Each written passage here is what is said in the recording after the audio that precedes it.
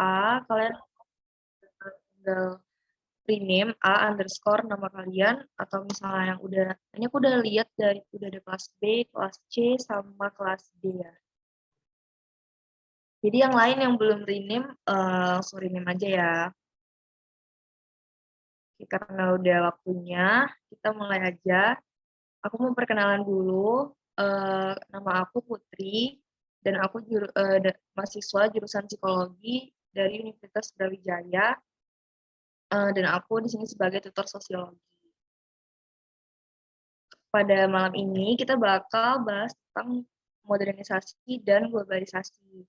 Aku bakal bahas modernisasi duluan, baru kita lanjut ke globalisasi. Aku juga mau ngingetin kalau misalnya ada yang dibingungin pas aku jelasin, kalian bisa langsung tulis aja di chat box atau unmute, karena aku kan share screen ya. Aku nggak bisa lihat satu-satu. Tapi kalian langsung unmute aja, atau nanti di akhir juga boleh. Kita mulai aja ya. Ups, modernisasi. Sorry banget kamera. Jadi pertama kita bakal bahas tentang modernisasi. Apa sih modernisasi itu? Jadi modernisasi itu adalah proses perubahan dari masyarakat tradisional menjadi masyarakat yang lebih modern. Gimana maksudnya masyarakat tradisional menjadi masyarakat modern itu bisa dinamakan modernisasi? Karena tadinya itu modernisasi itu kan sebuah proses ya. Jadi hasilnya itu tergantung sama proses yang dilalui oleh masyarakat setempat ini. Kita lanjut ke slide selanjutnya. Pertama ada syarat modernisasi. Aku bakal jelasin syarat modernisasi dari Sujono Sukanto. Kalau misalnya menurut beliau, syarat modernisasi itu ada 6. Pertama, cara berpikir ilmiah yang diterapkan di kehidupan bermasyarakat. Jadi di sini masyarakat nggak hanya berpikir melalui pengalaman-pengalaman yang ada, tapi udah berpatok sama ilmu pengetahuan atau cara berpikir ilmiah yang seperti selama ini kita ketahui. Kemudian kalau misalnya proses modernisasi itu sedang terjadi, sistem administrasi itu bakal lebih membaik dan ada pengumpulan data yang teratur. Kemudian ada lingkungan yang mendukung modernisasi. Lingkungan di sini tuh maksudnya media massa. Misalnya kayak televisi atau koran itu udah mendukung perkembangan-perkembangan yang ada di sekitar kita. Contohnya kayak penggunaan GoFood atau GrabFood yang kita yang tadinya nggak tahu, tapi karena ada media massa, ada iklan, itu kita bisa tahu tentang hal baru ini dan kita bakal menerapkannya ke kehidupan kita di kesehari-harian.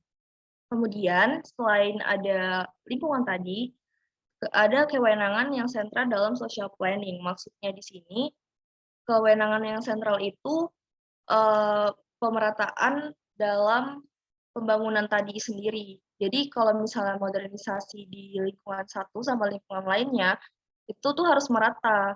Dan karena tadinya nggak ada dan jadi ada, maka kewenangannya itu jadi lebih tersentral. Kemudian ada tingkat organisasi yang tinggi. Di sini orang-orang udah bisa menetapkan dirinya dalam sebuah organisasi atau bekerja sama dengan orang lain. Nah, ini tuh merupakan syarat-syarat modernisasi.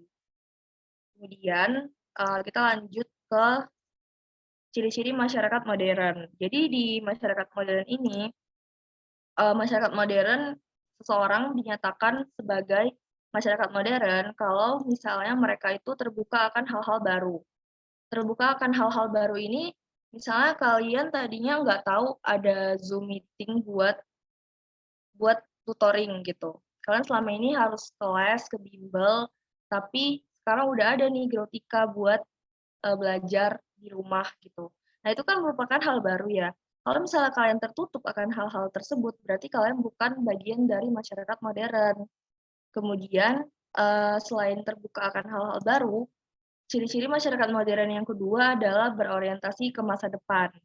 Jadi kita nggak stuck di satu masa yang itu-itu aja, tapi kita bakal mikirin gimana sih ke depannya buat lebih baik lagi. Nah, itu merupakan ciri-ciri masyarakat modern. Selain itu, seperti yang syaratnya tadi, itu kita harus berpedoman sama ilmu pengetahuan, bukan hanya tahayul, bukan hanya legenda, tapi kita memang ada faktanya buat kita berkembang gitu. Kemudian ada juga memiliki perencanaan dan organisasi yang baik. Jadi kita udah bisa nentuin ke depannya itu mau gimana, perencanaannya gimana, terus strukturnya itu gimana. Dan yang terakhir itu adalah perhitungan. Perhitungan di sini konsepnya itu kayak melek ekonomi gitu loh. Kalau misalnya kita udah tahu cara menghitung apa sih yang kita perlukan buat tadi ya, buat planning kita ke depannya. Nah, kita tuh harus bisa berhitung gitu, udah tahu finansial kita tuh gimana. Nah, itu merupakan masyarakat modern juga. Nah, selanjutnya ini aku bakal kasih tahu tentang gejala modernisasi. Gejala modernisasi itu ada di beberapa bidang. Pertama ada bidang budaya nih. Prosesnya tuh gini, kalau misalnya ada budaya dari luar, terus masuk ke budaya setempat, jadi budaya tradisional atau setempat tadi itu didesak sama budaya dari luar sehingga budaya aslinya itu semakin pudar. Nah, ini merupakan salah satu dampak negatifnya juga sih, tapi lebih banyak juga dampak-dampak positifnya. Nah, kemudian ada bidang sosial.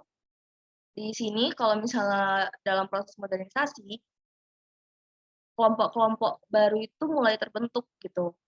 Ada yang perbedaan kelas atau status sosial. Misalnya kita contohnya dalam teknologi gitu ya. Kalian misalnya udah modern, punya teknologi yang lebih canggih daripada teman kalian gitu. Dan dengan pandangan teknologi itu sebagai acuan dalam sosial kita, kita jadi ngerasa kita tuh di bawah teman kita. Padahal sebenarnya enggak. Cuman karena modernisasi itu tercipta kelompok baru tadi gitu, tercipta pandangan baru yang membentuk kelompok baru dalam masyarakat gitu. Kemudian selain bidang budaya sama bidang sosial, juga ada bidang politik sama bidang ekonomi. Nah, kalau misalnya bidang politik, di sini dulu itu kan negara-negara kan masih sendiri-sendiri ya, ada yang dijajah, terus juga masih belum merdeka. Nah, dalam modernisasi ini ditandai dengan negara-negara yang udah lepas dari penjajahan, negara yang baru merdeka, terus tumbuhnya negara-negara demokrasi kayak Indonesia, kemudian udah mulai ada lembaga-lembaga politik dan diakuinya hak-hak manusia. Karena kan dulu itu belum banyak ya negara yang menjunjung tinggi hak asasi manusia gitu, yang memperjuangkannya. Karena kita sekarang udah di masa itu, jadi kita ngerasa kayak itu normal aja. Padahal kalau misalnya kita lihat ke berapa puluh tahun lampau, itu belum dijunjung setinggi sekarang gitu. Jadi itu merupakan sebuah proses yang enggak instan gitu dalam bidang politik tadi. Kemudian ada bidang ekonomi. Nah, jadi kalau misalnya bidang ekonomi di dalam modernisasi itu kebutuhan masyarakat kan itu makin bertambah ya, apalagi makin banyak seperti yang di bidang budaya tadi udah banyak kultur-kultur yang masuk ke dalam sebuah masyarakat, maka pasti kebutuhan masyarakat itu bertambah juga, keinginan masyarakat bertambah, kebutuhannya juga bertambah dan beragam.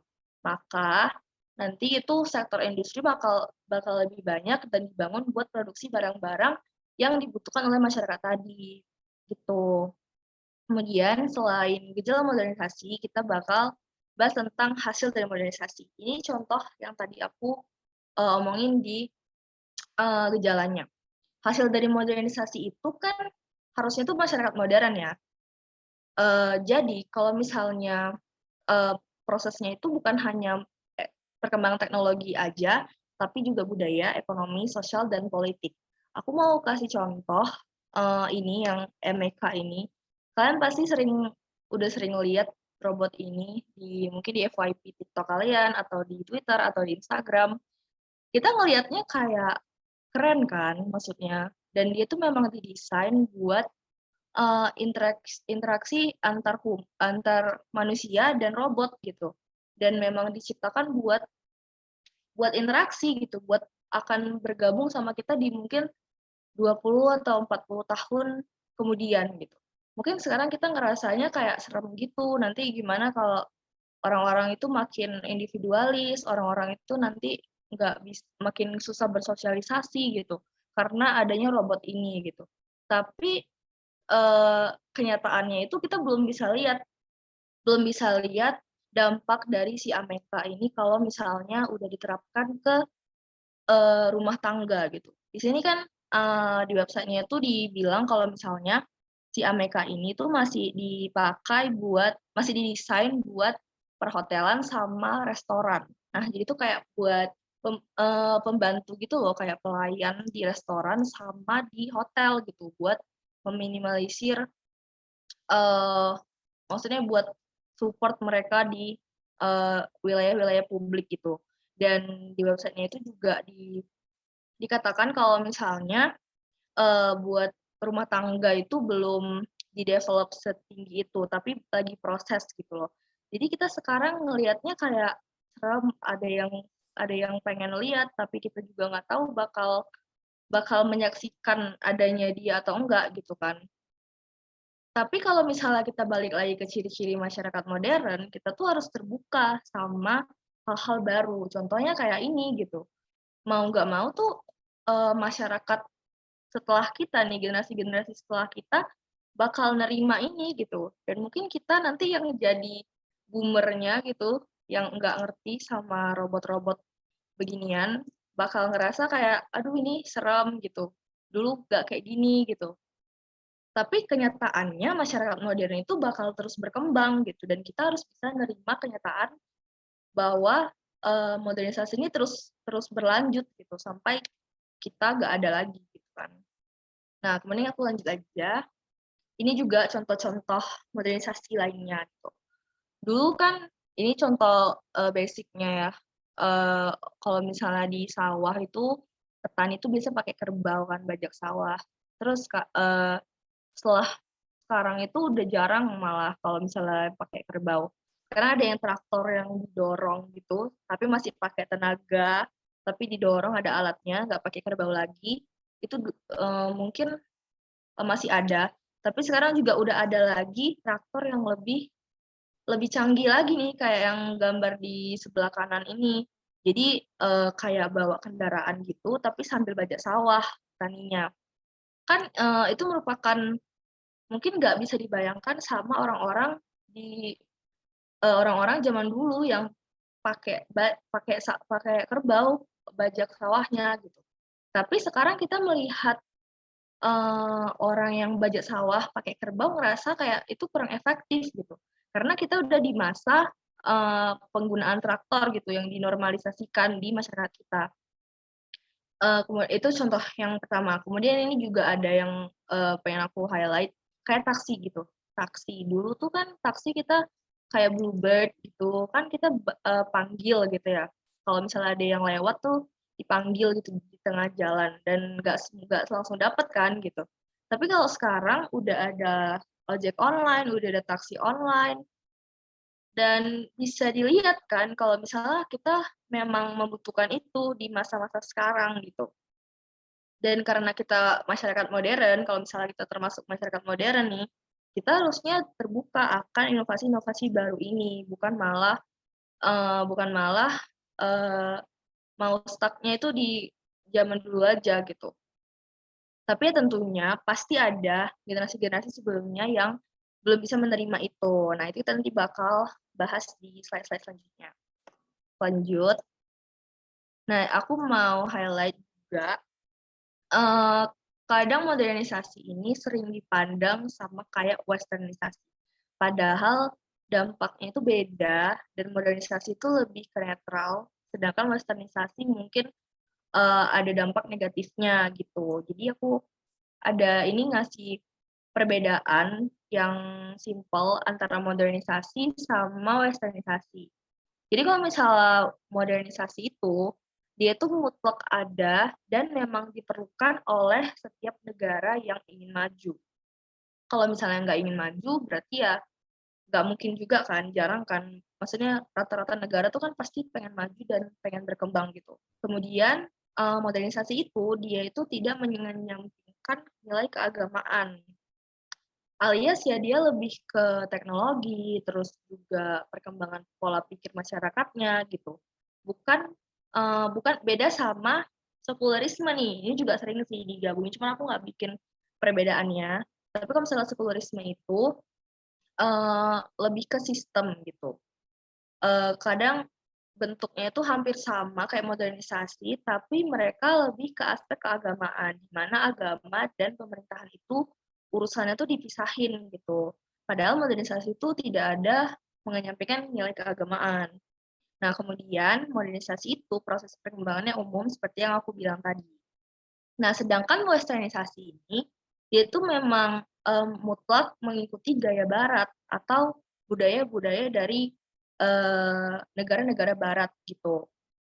Dan westernisasi ini dia tuh tidak ada mempertentangkan kebudayaan barat dan kebudayaan setempat. Maksudnya mereka tidak ada kayak meragukan gitu loh, eee, apakah memang ini tuh bagus atau perlu diikuti atau enggak, tapi mereka ikut aja gitu karena mereka memandang budaya barat itu sebagai acuan dalam berperilaku. Dan, ini tuh bakal ada hubungannya sama globalisasi, tapi kita bakal bahas nanti. Contohnya ini kayak, gambar di sebelah sebelah ini, orang yang minum alkohol gitu, party-party gitu kan, kita taunya tuh memang budaya dari barat ya, dan memang banyak kan yang menentang. Cuman, pada kenyataannya di Indonesia, di sekitar kita itu ini udah hampir dinormalisasikan gitu. Dan itu merupakan salah satu dampak westernisasi tadi. Kita nggak sadar kalau misalnya sekarang itu, banyak banget, dampak dari westernisasi di sekitar kita gitu. Jadi itu, aku mau bilang kalau misalnya modernisasi itu beda sama westernisasi. Oke, kita lanjut ke globalisasi. Ini untuk, modernisasi ada yang dibingungin atau yang mau ditanya nggak? Kalau nggak aku lanjut ke globalisasi.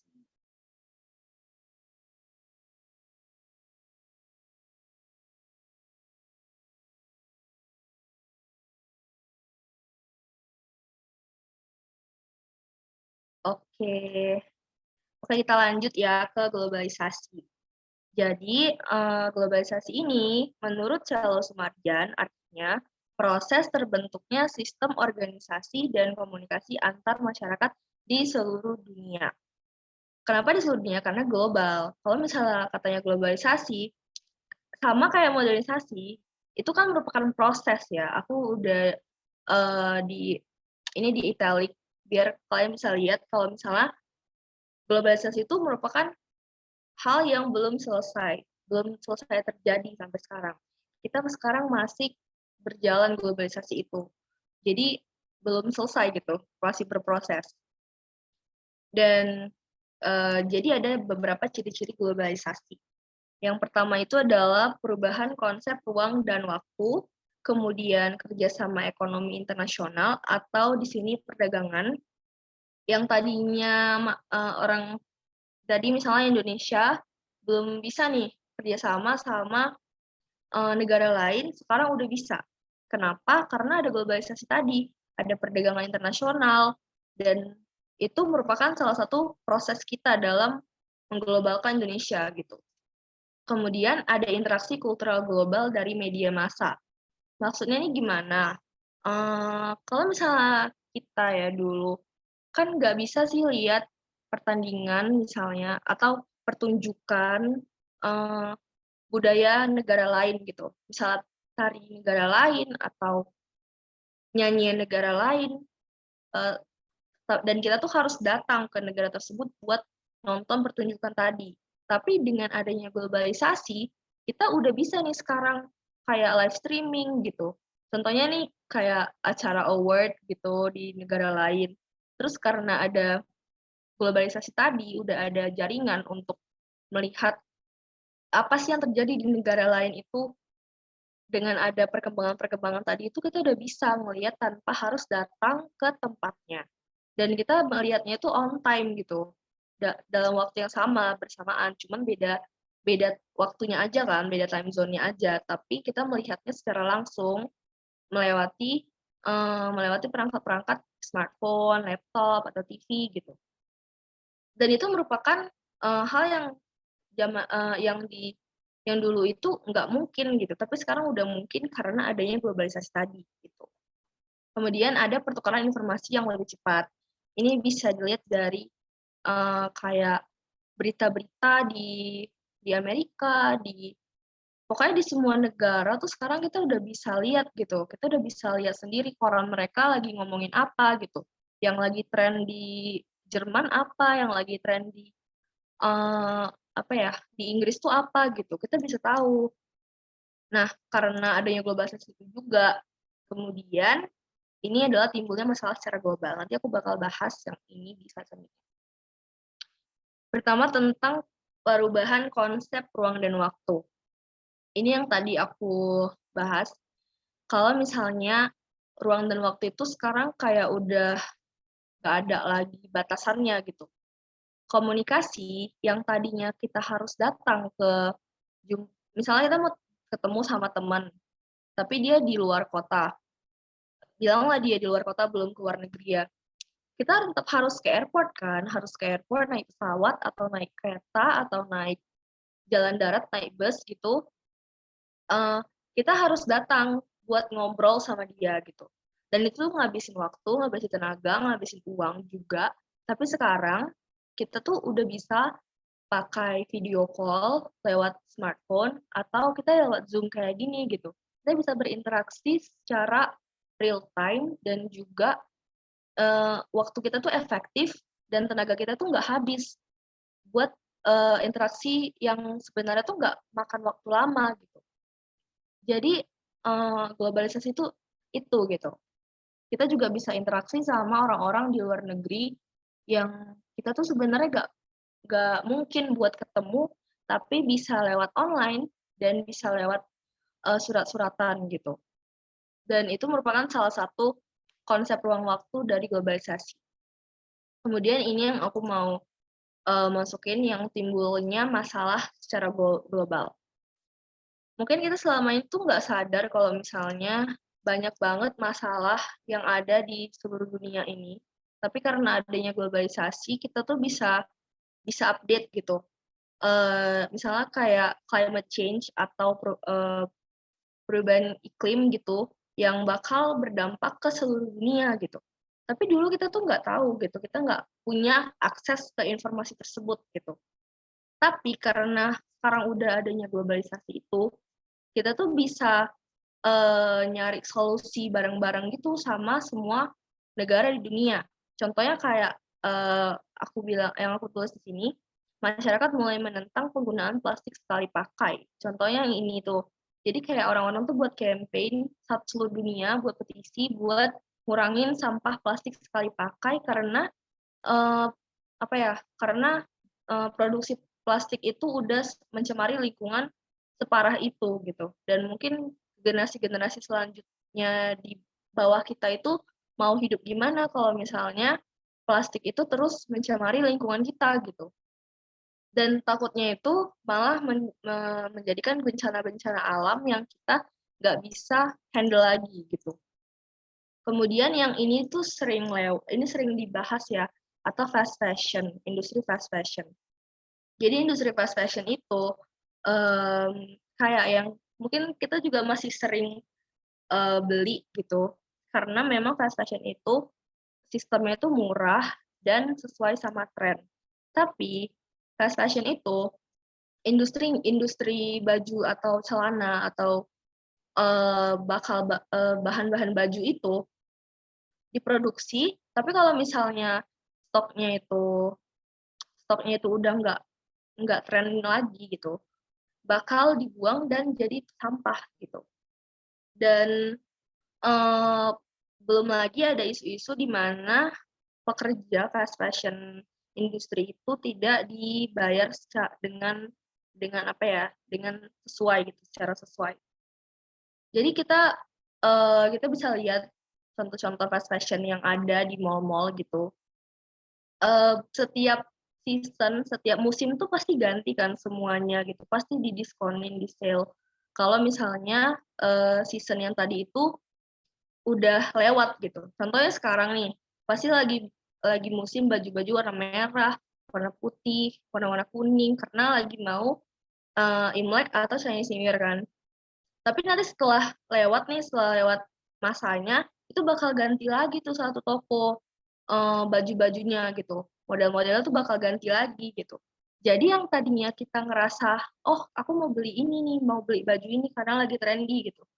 Tapi pas sudah ganti season, kita nggak bakal pakai baju yang tadi kita beli itu. Lama-lama tuh bakal menumpuk di lemari kita dan jadi limbah ujung-ujungnya gitu. Dan kalian bisa lihat di sini kayak, gambar, baju-baju yang nggak dipakai gitu. Dan memang kalau misalnya fashion itu memang merusak lingkungan. Makanya kita juga harus sama-sama menentang fast fashion ini. At least, dikurangin gitu beli-beli dari yang pabrik fast fashion gitu. Apalagi yang sekarang lagi banyak yang movement, thrifting gitu, baju-baju thrifted gitu, buat kurangin fast fashion ini gitu. Lanjut, aku jelasin tentang bentuk globalisasi. Jadi bentuk globalisasi ini ada 3 yang aku tulis di sini. Pertama ada globalisasi ekonomi. Sebenarnya, globalisasi ekonomi sama sosial budaya ini tuh berkaitan gitu loh. Karena, sebenarnya globalisasi di setiap negara itu, apa namanya, globalisasi di setiap negara itu berawal dari ekonomi gitu. Contohnya nih perusahaan multinasional kayak McDonald's, KFC, Pizza Hut. Aku sebut merek boleh ya? Iya, kayak yang makan makanan gitu yang sekarang rasa kita tuh normal aja buat makan McDonald's gitu. Mereka itu mengenalkan makanan seperti burger, pizza, ayam goreng ke Indonesia gitu. Yang tadinya, mungkin generasi-generasi sebelum sebelum sebelum masa kita itu nggak biasa gitu makan burger, makan pizza kayak sehari-hari gitu. Cuman karena adanya arus globalisasi tadi masuk ke Indonesia nih budaya makan burger itu tuh keren atau enak gitu. Dinormalisasikan ke makanan tadi gitu. Padahal tuh aslinya itu negara-negara luar itu masukkan makanannya ke negara kita, yaitu buat tujuan ekonomi, buat bisnis gitu. Bukan semata-mata biar kita jadi suka gitu, tapi mereka secara tersirat menimbulkan sebuah menimbulkan sebuah image gitu, image di masyarakat atau, pandangan di masyarakat yang, membuat kita ngerasa inilah, makanan yang harus kita coba, inilah makanan yang harus kita biasakan sehari-hari gitu. Dan kemudian itu tuh berdampak ke bidang sosial budaya tadi. Ini yang kedua ada bidang sosial budaya, hal-hal yang tadi masuk ke negara kita, ke Indonesia contohnya, akan merubah gaya hidup dan pemikiran kita. Contohnya yang tadinya kita makan nasi atau seringnya makan soto gitu atau makan makanan tradisional khas Indonesia, malah kita sekarang nggak suka lagi gitu. Kita malah sukanya harus yang burger, harus yang sesuai dengan tren. Contohnya sekarang lagi sibuk-sibuknya Korean food gitu, kayak ramen um, atau yang mie dari Korea gitu kan. Dan kita tuh jadi meninggalkan makanan-makanan khas Indonesia gitu. Dan itu merupakan salah satu dampak globalisasi juga. Padahal sebenarnya kalau dilihat dari nutrisinya atau dari kesehatannya, kita belum belum tentu tuh masyarakat di luar kita tuh lebih sehat gitu. Tapi karena kita terpengaruh akan pandangan-pandangan tadi, kita terikut gitu arus globalisasi tadi. Nah, itu merupakan bentuk-bentuk yang bidang sosial budaya dan juga ekonomi. Kemudian ini ada globalisasi politik. Di sini karena adanya globalisasi, transparansi dalam berpolitik itu tuh lebih lebih tinggi gitu dari sebelumnya. Karena kita bisa melihat contoh-contoh dari negara lain yang demokrasinya itu benar-benar terlaksana gitu, dan masyarakat yang melihat gitu, yang melihat negara-negara lain demokrasinya itu, "Kok bisa ya mereka gitu, kenapa kita enggak?" Gitu. Jadinya kita mulai sadar gitu dan mulai menuntut demokrasi itu, dan juga hak asasi manusia tadi yang kayak aku bilang. Kalau yang tadinya kita nggak tahu misalnya hak-hak kita itu sebagai manusia itu apa aja sih, bukan hanya hak hidup, tapi ada hak pendidikan, hak terhadap, kekayaan, ada juga ada hak ke akses-akses gitu. Kita tuh jadi sadar, jadi aware akan hal itu dan kita bakal menuntut itu. Jadi globalisasi itu juga ada dampak positifnya. Nah, ini aku bakal, jelasin lebih lanjut yang dampak globalisasi. Globalisasi seperti yang kita ketahui pasti ada dampak negatif sama dampak positifnya. Yang di atas ini merupakan dampak-dampak positif dari globalisasi. Yang bawah itu merupakan dampak-dampak negatif dari globalisasi. Yang pertama itu ada perkembangan iptek. Iptek ini tentunya teknologi, media massa, transportasi. Jadi yang tadinya kita cuman ada salah satu jenis smartphone di Indonesia, sekarang itu udah mulai banyak kan, udah lebih beragam lagi nih pilihan-pilihan yang bisa kita cobain gitu. Kemudian kayak teknologi-teknologi dari buat perlengkapan rumah tangga, buat mobil, buat rumah-rumah makan itu tuh udah lebih modern dan mengikuti negara-negara lain yang udah lebih canggih gitu. Kemudian juga media massa seperti yang tadi salah satu ciri-cirinya, pasti media massa itu berkembang, tentunya kayak kita udah bisa lihat berita-berita di negara lain, juga transportasi kayak sekarang udah banyak, bus-bus, di apa ya, di perkotaan gitu yang bisa bawa kita ke satu tempat yang lain dan, bayar itu pakai e-money sekarang. Jadi udah beda kan dari dulu, kayak mungkin masa-masa kita SD atau masa kita masih TK itu belum ada, tapi sekarang udah ada gitu, dan inilah salah satu proses globalisasi tadi. Kemudian ada transparansi politik, seperti yang globalisasi politik tadi, masyarakat dunia itu udah mulai bekerja sama dan mulai terbuka akan perdagangan-perdagangan tadi. Contohnya kayak kalau politik PBB ya, nomor satu pasti contohnya. Jadi kita udah bisa kerjasama gitu, bukan sendiri-sendiri. Kemudian taraf hidup naik. Nah, taraf hidup naik ini, kan tadi kita ngomongin tentang banyaknya kebutuhan-kebutuhan masyarakat baru, terus juga ada budaya-budaya baru yang masuk ke masyarakat kita. Contohnya kayak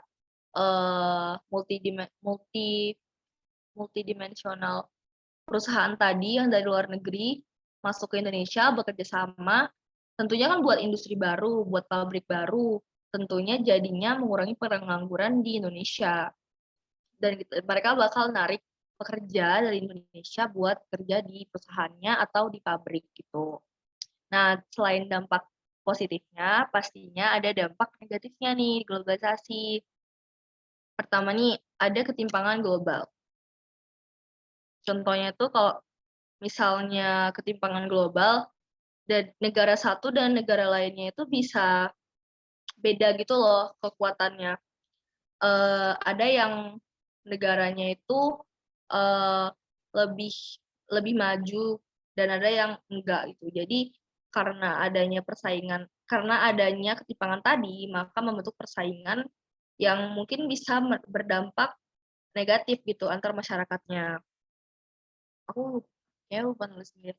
Terus ada tumbuh budaya konsumtif di masyarakat, atau kalau misalnya masyarakat tadi kayak yang aku bilang fast fashion atau makanan-makanan yang baru tadi, kita tuh ngerasa setiap ada makanan baru, ada yang viral, ada yang outfit yang viral, itu tuh harus beli, harus coba gitu. Atau enggak kita bakal ngerasa ketinggalan dari teman-teman yang lain, dari saudara-saudara yang lain gitu.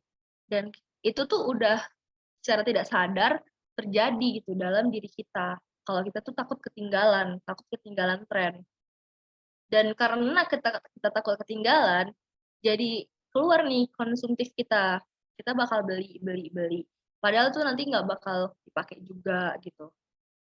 Kemudian kebudayaan tradisional yang luntur. Tentunya kalau misalnya terlalu banyak budaya-budaya luar yang masuk ke masyarakat kita, jadinya kita bakal lama-lama tuh meninggalkan budaya tradisional yang selama ini tuh kita junjung-junjung gitu, yang selama ini kita kita laksanakan. Jadi bakal merusak, bisa merusak tatanan masyarakat yang tadinya udah tentram, tapi karena ada ada perubahan-perubahan sosial, itu tuh jadi luntur tradisionalnya.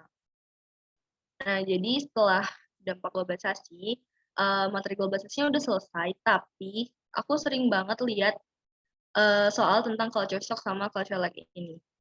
Dan ini termasuk salah satu yang terjadi di baik itu di modernisasi atau di globalisasi. Jadi culture shock atau culture lag itu apa sih? Pertama, culture shock itu adalah ketidaksiapan suatu individu atau masyarakat dalam beradaptasi. Beradaptasi terhadap apa? Terhadap perubahan sosial yang terjadi tadi, yang semua yang tadinya tradisional menjadi modern, yang tadinya belum ada makanan-makanan kayak burger atau pizza, tapi sekarang rata-rata tuh semua restoran tuh nyediain fast food gitu. Itu kita tidak siap dan kita bisa dibilang itu kayak culture shock gitu.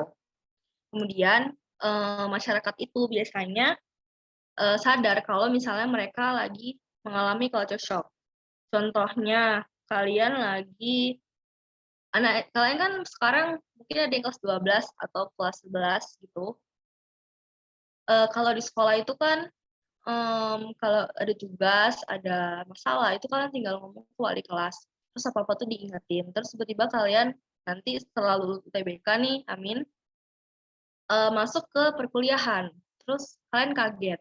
Dosennya tiba-tiba nggak datang. Terus kalian nggak tahu mau hubungi siapa, kalian absen nggak ada yang ingetin. Itu tuh kalian bisa mengalami culture shock tadi. Dan kalau misalnya kalian tidak bisa beradaptasi, kalian bisa mengalami suatu konsep yang namanya keterasingan. Itu salah satu dampak dari culture shock. Contohnya lain nih, masyarakat pedesaan yang tadinya sekolah tuh harus masuk ke dalam gedung gitu. Tiba-tiba ada online learning, mereka nggak siap antara itu infrastrukturnya atau ekonominya atau persiapan-persiapan buat online learning itu nggak memadai di kampung gitu. Jadi mereka culture shock gitu dan perlu waktu buat beradaptasi gitu. Contoh-contoh lain tuh banyak. Baik banget, contohnya kayak kalian masuk ke negara baru atau lagi liburan gitu, melihat budaya-budaya baru yang selama ini kalian nggak pernah lihat di Indonesia. Pas kalian melihat perilaku-perilaku baru itu, kalian ngerasa kayak ini kok beda banget gitu dan kalian jadi kayak mau menolak, tapi lagi-lagi ini merupakan salah satu globalisasi atau dampak dari globalisasi tadi. Dan mau nggak mau kita tuh harus bisa terbuka akan semua jenis budaya gitu. Dan selanjutnya ada culture lag. Ini culture lag ini beda sama culture shock tadi. Kalau misalnya culture lag itu merupakan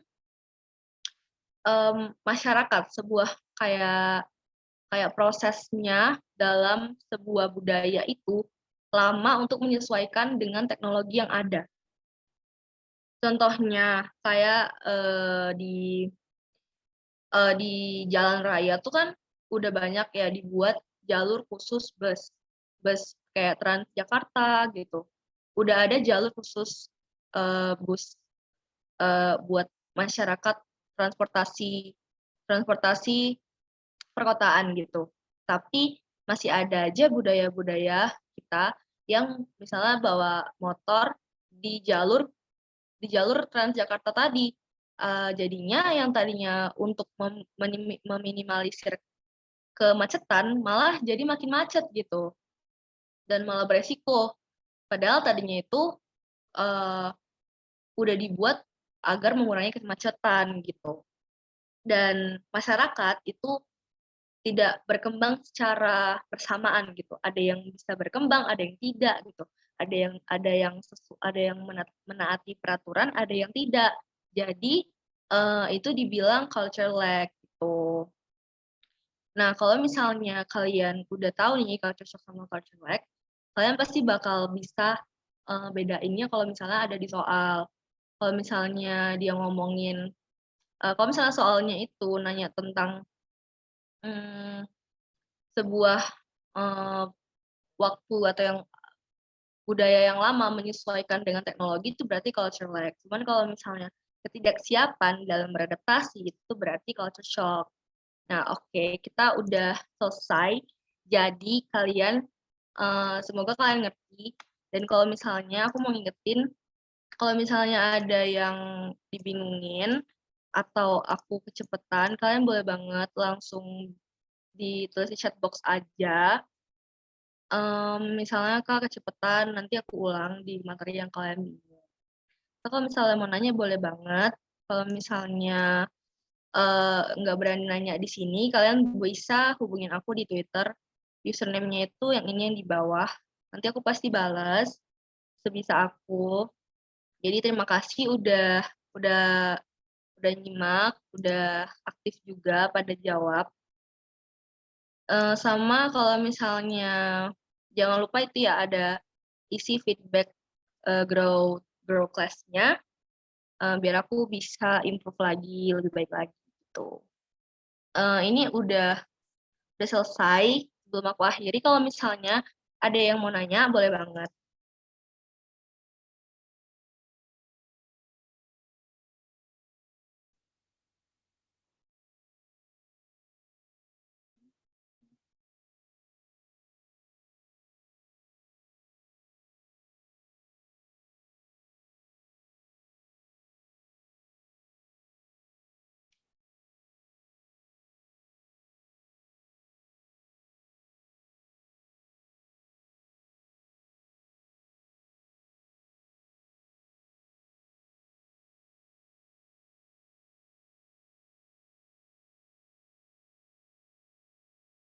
Mmm, Kayaknya nggak ada yang mau nanya ya?